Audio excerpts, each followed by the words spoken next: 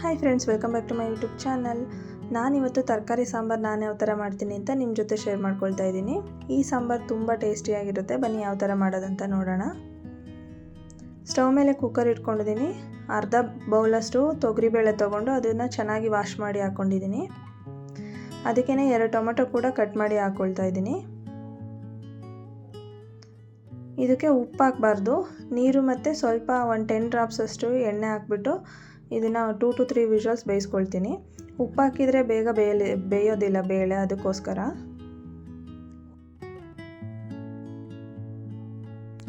ಬೇಳೆ ಬೇಯೋಷ್ಟರಲ್ಲಿ ಇನ್ನೊಂದು ಕಡೆ ನಾನು ಕಡಾಯಿ ಇಟ್ಕೊಂಡು 2 ಸ್ಪೂನಷ್ಟು ಆಯಿಲ್ ಹಾಕ್ಕೊಂಡಿದ್ದೀನಿ. ನಾನು ಜಾಸ್ತಿ ಆಯಿಲ್ ಯೂಸ್ ಮಾಡೋದಿಲ್ಲ. ನೀವು ಜಾಸ್ತಿ ಆಯಿಲ್ ಯೂಸ್ ಮಾಡ್ತೀರಾ ಅಂತಂದರೆ 3 ರಿಂದ 4 ಸ್ಪೂನಷ್ಟು ಯೂಸ್ ಮಾಡ್ಬೋದು. ಅದಕ್ಕೆ ಸಾಸಿವೆ ಹಾಕ್ಕೊಂಡಿದ್ದೀನಿ. ಸ್ವಲ್ಪ ಮೆಂತ್ಯ ಹಾಕ್ಕೊಂಡು ಸಾಸಿವೆ ಸಿಡಿಯೋವರೆಗೂ ಬಿಟ್ಬಿಡ್ತೀನಿ. ಸಾಸಿವೆ ಸಿಡಿಯೋಕ್ಕೆ ಸ್ಟಾರ್ಟ್ ಆದಮೇಲೆ 1 ಈರುಳ್ಳಿ ಕಟ್ ಮಾಡಿ ಹಾಕ್ಕೊಂಡಿದ್ದೀನಿ. ಸಾಂಬಾರು ಈರುಳ್ಳಿ ಇದ್ದರೆ ಸಾಂಬಾರು ಈರುಳ್ಳಿ ಯೂಸ್ ಮಾಡಿ, ತುಂಬ ಚೆನ್ನಾಗಿರುತ್ತೆ ಟೇಸ್ಟು. ಅದಕ್ಕೇ 2 ಹಸಿರು ಮೆಣಸಿನ್ಕಾಯಿ ಕಟ್ ಮಾಡಿ ಹಾಕ್ಕೊಳ್ತಾ ಇದ್ದೀನಿ. ಈರುಳ್ಳಿ ಚೆನ್ನಾಗಿ ಫ್ರೈ ಮಾಡಬೇಕು. ಕರಿಬೇವು ಸೊಪ್ಪು ಕೂಡ ಹಾಕ್ಕೊಳ್ತಾ ಇದ್ದೀನಿ. ಈರುಳ್ಳಿ ಹಾಕಿದ್ಮೇಲೆ ಈರುಳ್ಳಿ ಕಲರ್ ಚೇಂಜ್ ಆಗೋವರೆಗೂ ಚೆನ್ನಾಗಿ ಫ್ರೈ ಮಾಡ್ಕೊಳ್ತಾ ಇದ್ದೀನಿ.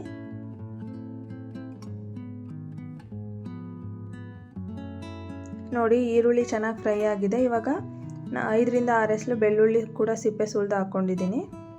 ನಾನಿವತ್ತು ತರಕಾರಿ ಸಾರಿಗೆ ಕ್ಯಾರೆಟು ಮತ್ತು ಬದನೆಕಾಯಿ, ನುಗ್ಗೆಕಾಯಿ ಯೂಸ್ ಮಾಡ್ತಾಯಿದ್ದೀನಿ. ಇದೇ 3 ವೆಜಿಟೇಬಲ್ಸ್ ಯೂಸ್ ಮಾಡಿ ಮಾಡ್ಕೊಂಡು ನೋಡಿ, ಸಾಂಬಾರು ತುಂಬ ಚೆನ್ನಾಗಿ ಬರುತ್ತೆ. ನಾನು 1 ಕ್ಯಾರೆಟ್, 1 ಬದನೆಕಾಯಿ ಮತ್ತು 2 ನುಗ್ಗೆಕಾಯಿ ತೊಗೊಂಡಿದ್ದೀನಿ.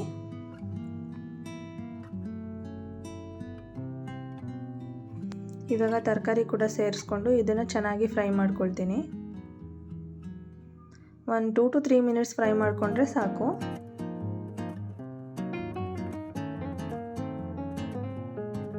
ಇವಾಗ ಇದನ್ನು ಲಿಡ್ ಕ್ಲೋಸ್ ಮಾಡಿ ಸ್ಟೀಮಲ್ಲೇ 5 ಮಿನಿಟ್ಸ್ ಬೇಯಿಸ್ಕೊಳ್ಬೇಕು. ಈ ಬದನೆಕಾಯಿ ಎಲ್ಲ ಸ್ವಲ್ಪ ಕಲರ್ ಚೇಂಜ್ ಆಗುತ್ತೆ, ಅಲ್ಲಿವರೆಗೂ ಸ್ಟೀಮಲ್ಲೇ ಬೇಯೋದಕ್ಕೆ ಬಿಟ್ಬಿಡಬೇಕು ತರಕಾರಿನ. ನೋಡಿ, ನಿಮಗೆ 5 ಮಿನಿಟ್ಸ್ ಆದಮೇಲೆ ತೋರಿಸ್ತಾ ಇದ್ದೀನಿ.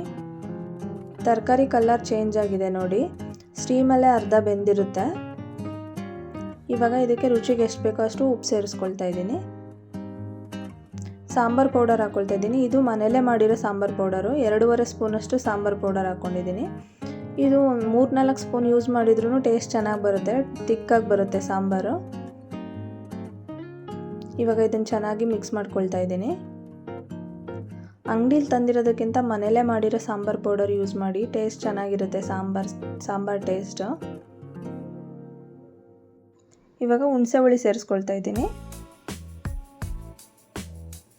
ನೀರು ಹಾಕ್ಕೊಳ್ತಾ ಇದ್ದೀನಿ. 2 ಗ್ಲಾಸಷ್ಟು ನೀರು ಹಾಕ್ಕೊಳ್ತಾ ಇದ್ದೀನಿ.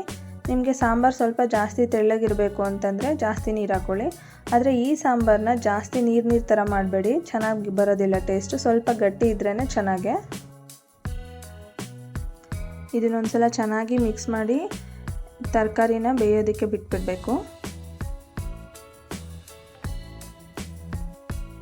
ನೋಡಿ, ಇದನ್ನು ಚೆನ್ನಾಗಿ ಮಿಕ್ಸ್ ಮಾಡಿ ಬೇಯೋದಕ್ಕೆ ಬಿಡಬೇಕು. ನೀರು ಸ್ವಲ್ಪ ಕಡಿಮೆ ಆಯಿತು ಅನಿಸುತ್ತೆ, ಸಾಂಬಾರು ತುಂಬ ಗಟ್ಟಿ ಆಗುತ್ತೆ. ಅದಕ್ಕೋಸ್ಕರ ನಾನು ಇನ್ನೊಂದು ಸ್ವಲ್ಪ ಅರ್ಧ ಗ್ಲಾಸಷ್ಟು ನೀರು ಸೇರಿಸ್ಕೊಂಡಿದ್ದೀನಿ. ಲಿಡ್ ಕ್ಲೋಸ್ ಮಾಡಿ 15 ಮಿನಿಟ್ಸ್ ಇದನ್ನು ತರಕಾರಿ ಬೇಯೋದಕ್ಕೆ ಬಿಟ್ಬಿಡಬೇಕು. ಇವಾಗ 15 ಮಿನಿಟ್ಸ್ ಆದಮೇಲೆ ತರಕಾರಿ ಎಲ್ಲ ಚೆನ್ನಾಗಿ ಬೆಂದಿದೆ. ನೋಡಿ ಎಷ್ಟು ಚೆನ್ನಾಗಿ ಬೆಂದಿದೆ ಅಂತ. ನೀರು ಜಾಸ್ತಿ ಮತ್ತು ಕಡಿಮೆನೂ ಕೂಡ ಹಾಕ್ಕೊಳ್ಬಾರ್ದು, ಕರೆಕ್ಟಾಗಿ ಮೀಡಿಯಮಾಗಿ ಹಾಕ್ಕೊಳ್ಳಿ. ಇವಾಗ ಬೇಳೆ ಮತ್ತು ಟೊಮೆಟೊ ಕೂಡ ಬೇಯಿಸಿಟ್ಕೊಂಡಿದ್ನಲ್ಲ, ಅದು ಕೂಡ ರೆಡಿಯಾಗಿದೆ. ಈ ಥರ ಬೇಳೆ ಚೆನ್ನಾಗಿ ಬೇಯಬೇಕು. ಅದನ್ನು ಕೂಡ ಸೇರಿಸಿ ಮಿಕ್ಸ್ ಮಾಡ್ಕೊಳ್ತಾ ಇದ್ದೀನಿ. ಈ ಟೈಮಲ್ಲಿ ಉಪ್ಪೇನಾದರೂ ಕಡಿಮೆ ಇದ್ದರೆ ನೀವು ಟೇಸ್ಟ್ ನೋಡಿಬಿಟ್ಟು ಇನ್ನು ಸ್ವಲ್ಪ ಉಪ್ಪು ಸೇರಿಸ್ಕೊಳ್ಬೋದು. ಈ ಸಾಂಬಾರಿಗೆ ಖಾರ ರುಬ್ಕೊಳ್ಳಾಗಿಲ್ಲ ಏನಿಲ್ಲ, ತುಂಬ ಸಿಂಪಲ್ಲಾಗಿ ಬೇಗ ರೆಡಿ ಮಾಡ್ಕೊಳ್ಬೋದು. ಆದರೆ ಟೇಸ್ಟ್ ಅಂತೂ ತುಂಬ ಚೆನ್ನಾಗಿರುತ್ತೆ. ಈ ನುಗ್ಗೆಕಾಯಿ ಸೀಸನಲ್ಲಿ ಒಂದು ಸಲ ಟ್ರೈ ಮಾಡಿ ನೋಡಿ, ಪದೇ ಮಾಡ್ತೀರಾ, ಅಷ್ಟು ಟೇಸ್ಟಿಯಾಗಿರುತ್ತೆ ಈ ಸಾಂಬಾರು. ಇನ್ನೊಂದು ಬರೀ ನುಗ್ಗೆಕಾಯಿ ಯೂಸ್ ಮಾಡಿ ನುಗ್ಗೆಕಾಯಿ ಸಾಂಬಾರು ಮಾಡೋದು ಕೂಡ ಆದಷ್ಟು ಬೇಗ ಸಾಂಬಾರು ರೆಸಿಪಿ ಶೇರ್ ಮಾಡ್ತೀನಿ. ಆ ಸಾಂಬಾರು ಕೂಡ ತುಂಬ ಟೇಸ್ಟಿಯಾಗಿರುತ್ತೆ. ಯಾರ್ಯಾರು ನನ್ನ ಚಾನಲ್ಗೆ ಸಬ್ಸ್ಕ್ರೈಬ್ ಮಾಡ್ಕೊಂಡಿಲ್ಲ, ಪ್ಲೀಸ್ ಸಬ್ಸ್ಕ್ರೈಬ್ ಮಾಡ್ಕೊಳ್ಳಿ. ನಾನು ಹಾಕೋ ಎಲ್ಲ ವೀಡಿಯೋಸ್ ನಿಮಗೆ ನೋಟಿಫಿಕೇಷನ್ ಬರುತ್ತೆ. ಯಾವುದೇ ರೆಸಿಪಿ ಮಿಸ್ ಮಾಡದೆ ನೀವು ನೋಡಿ ಟ್ರೈ ಮಾಡ್ಬೋದು. ಈ ವಿಡಿಯೋ ನಿಮಗೆಲ್ಲ ಇಷ್ಟ ಆಗಿದ್ದರೆ ಲೈಕ್, ಶೇರ್, ಕಮೆಂಟ್ ಮಾಡಿ. Thanks for watching.